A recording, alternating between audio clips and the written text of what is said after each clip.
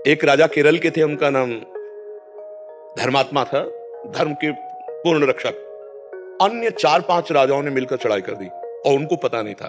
धार्मिक राजा थे, उनको पता नहीं था। और उनकी संतान हुई थी, उस संतान का नाम रखा गया था चंद्रहास।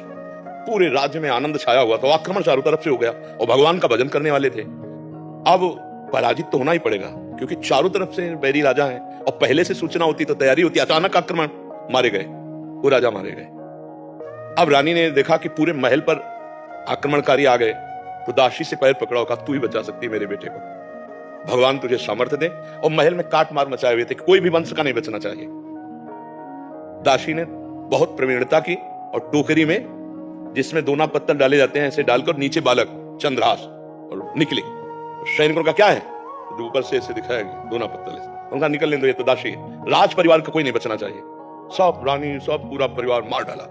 वो भाग करके दूसरे राज्य में पहुंची। बहुत प्रवीण थी, दासियां बहुत प्रवीण होती हैं। तो धृष्ट बुद्धि नाम के जो उस राज्य के मंत्री थे उनकी शरण में गई, उसको राजकुमार बचाना था।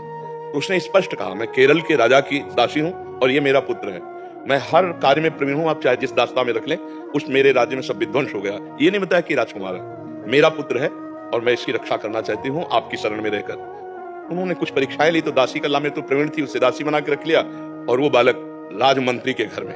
भगवान जिसकी रक्षा करते हैं, ध्यान से सुनते रहो, भगवान किस हालत में पहुंचा दिया कि बिल्कुल मिटिया मेट। अब देखो उनकी उन्नति। अब एक दिन दृष्ट बुद्धि की पुत्री थी, उसका नाम था विषया।